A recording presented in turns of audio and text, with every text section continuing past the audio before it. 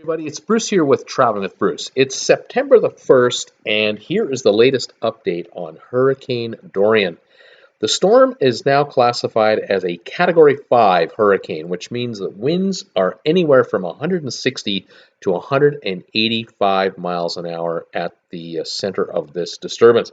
She is now in the northern part of the Bahamas, heading slowly towards Florida. The problem is that she's barely moving, and she's causing a lot of havoc, a lot of rain being dumped. You can see here by these little arrows, all the cruise ships have bugged out of the Florida coastline. They're all heading out. There's nowhere, none of them are going to be near this hurricane, and so no passengers are in danger here. The issue, though, is where this hurricane is now, where it's going to be in the next couple of days. It's hardly going to move. It's basically going at about 4 or 5 miles an hour. And that little arrow I have flashing up there, that is where the Grand Bahama Shipyard is. This is owned between Carnival and Royal Caribbean and the Bahamian government. And the Grand Bahamian Shipyard is smack dab in the middle of the hurricane's path. And it could be that this facility could sustain major damage. It's already got a problem.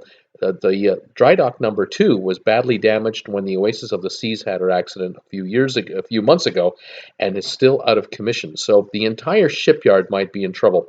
Here in Freeport on the beach, this particular resort right here has been purchased by Royal Caribbean. It's going to be modified and turned into a bit of a Coco Cay resort. It could be damaged. These are pictures from the hurricanes that I think Matthew, the last time Freeport got hit, and you can tell the kind of devastation that really is about to occur. This is the kind of scene we're going to see, unfortunately, through a whole area of the Bahamas. Problem now is the workers who work at the shipyard, they may not be able to get to work even if the shipyard is up and running because their homes have been destroyed. So this island is in for a real mess going forward. We'll have to see how this plays out. By the way, thank you everybody for supporting my channel with RedBubble and on my Amazon affiliate link. I really appreciate it. Now, I've got other news here. Looking at the white dot, you can see where the hurricane is now, and you can see that purple blob. That is where most of the devastation will occur as far as winds. And here's another problem cruise lines are going to have. The private islands. I've talked about this a bit already, but take a look here at the top of this picture. You'll notice Coco Cay, Great Stirrup Cay, and Castaway Cay. These are the 3 islands run by Disney, Norwegian, and Royal Caribbean.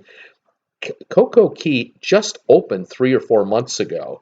It is possible that being in the eye of the storm and with 160 to 180 mile an hour winds, we may have the island look like this, like it looked while it was under construction. She might get wiped out. And the same with Castaway Cay. Castaway Cay here might be totally devastated by this storm, and it could take quite some time for Disney, Royal Caribbean, and of course our friends at Norwegian with their Great Stirrup Cay to get them all back up and running. They could be down for months. We just don't know.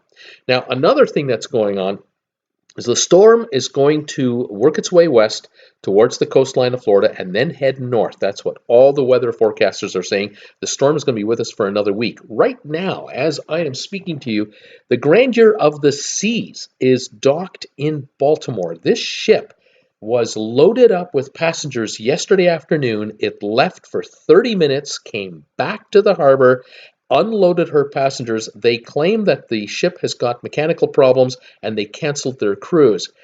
I kind of wonder if that is really the case, because this ship was destined to head to Bermuda for a 5-day vacation. The problem is that the Grandeur of the Seas was going to run smack dab into the hurricane on the way back and face this kind of nonsense here. Here's the route that she was going to take. Right now, she's in Baltimore. She's canceled her 5-day cruise. They're not moving at all. I don't know what kind of credits have been offered to the passengers who were really inconvenienced. I would not be happy if I traveled all the way to Baltimore to get on a cruise ship and half an hour later was told, sorry, folks, the cruise is off. That is not cool. Anyway, that is the story. There's the track of the storm over the next week. We'll keep following it. Stay in touch with my channel. Subscribe today. Hit the bell notification icon. I'll keep you posted on what's going on as best I can. Talk to you later, everybody. Bye for now.